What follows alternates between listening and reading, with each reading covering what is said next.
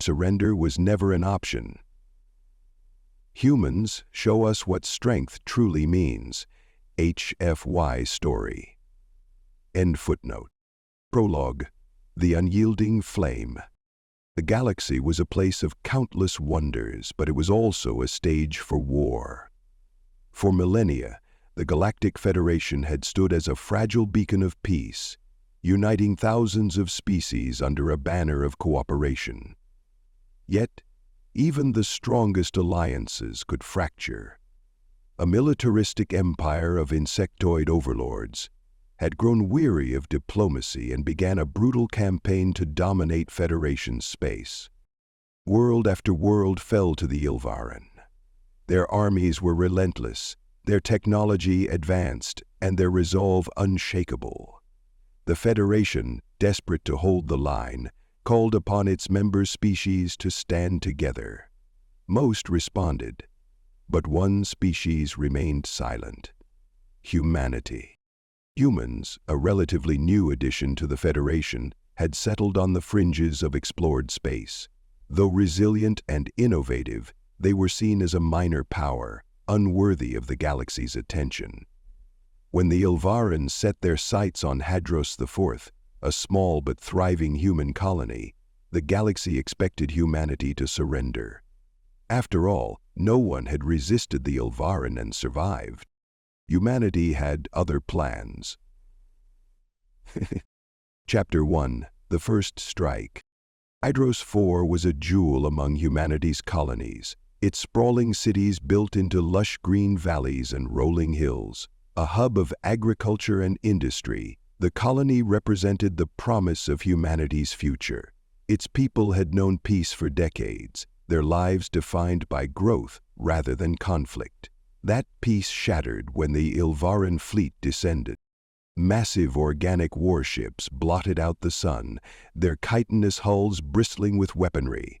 Dropships darkened the skies, releasing waves of insectoid soldiers onto the surface. The Ilvaran General Zithar, a towering figure with serrated mandibles and multifaceted eyes, broadcast his ultimatum to the planet. Surrender and you will live to serve. Resist and you will be extinguished. Governor Alina Drake, leader of Hadros IV, stood in the planetary command center, her eyes fixed on the transmission. She knew the odds. They were outnumbered, outgunned, and utterly unprepared for an invasion of this scale. But as she turned to her assembled advisors, her voice was unwavering. Humanity doesn't surrender. If they want our home, they'll have to fight for every inch. Chapter 2. Humanity's Defiance. The first days of the invasion were chaos.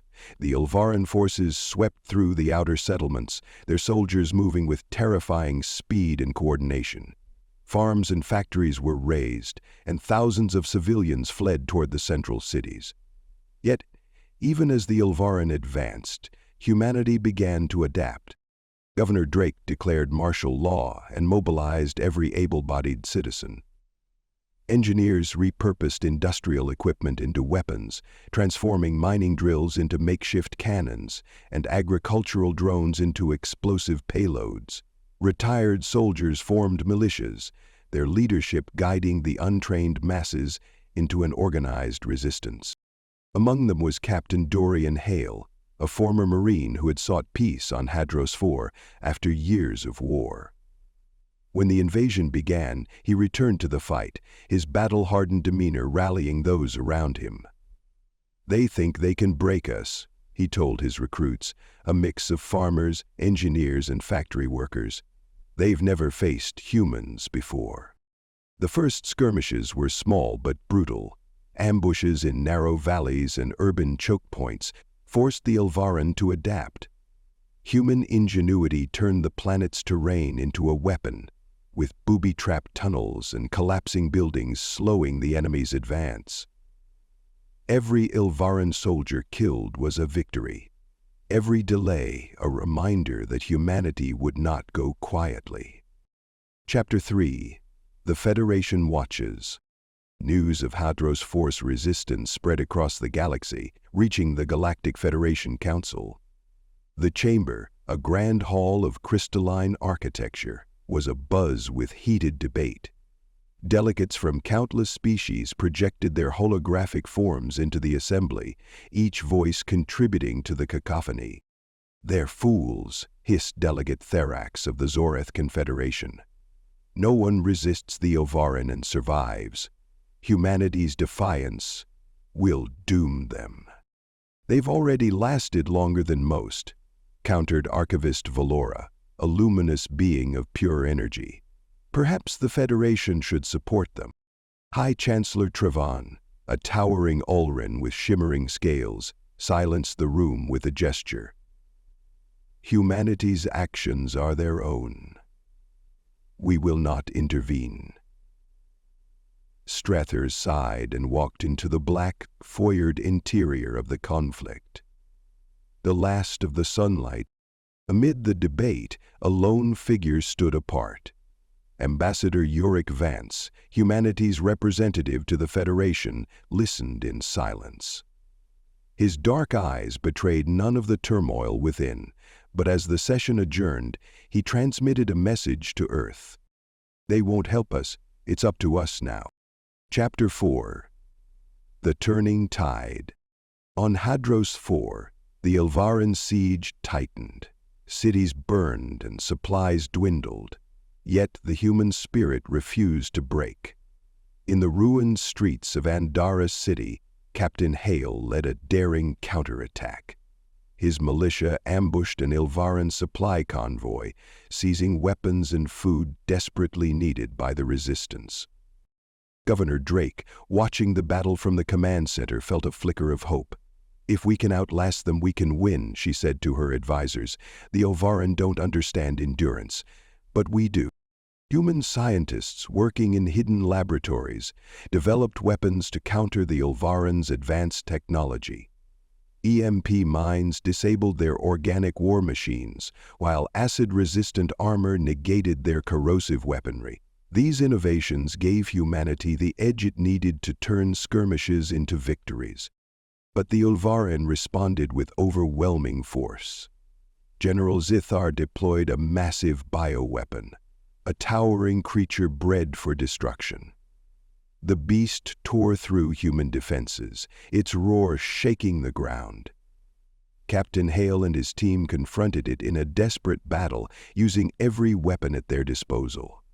The fight was brutal, but Hale's ingenuity, coupled with a well-placed explosive, brought the creature down. Chapter 5. Humanity Rises. The Ilvaran's failure to crush Hadros IV shook their confidence. For the first time, they faced an enemy that not only resisted, but adapted. Humanity's defiance inspired other oppressed species, sparking uprisings across the Ilvaran-occupied territories. The Terran vanguard, humanity's hidden fleet, emerged from the shadows. Led by Admiral Serena Locke, the fleet consisted of warships built in secret over decades. Their flagship, the Eternal Flame, was a marvel of engineering, bristling with weapons designed to counter the Ilvaran's greatest strengths. The Eternal Flame and its fleet arrived at Hadros 4 just as the Ilvaran prepared their final assault. Admiral Locke's voice boomed across the comms. "Humanity stands united. Ilvaran, you've made a grave mistake." The battle that followed was nothing short of cataclysmic. Human ships, smaller but faster and more maneuverable, darted through the Ilvaran formations, exploiting weaknesses in their organic designs. On the ground, Captain Hale and Governor Drake led a coordinated counteroffensive, striking key Ilvaran positions with precision.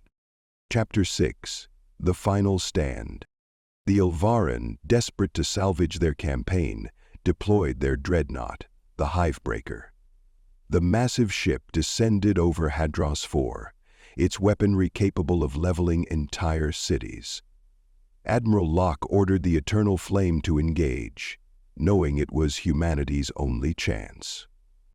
The duel between the two ships was a spectacle of fire and fury.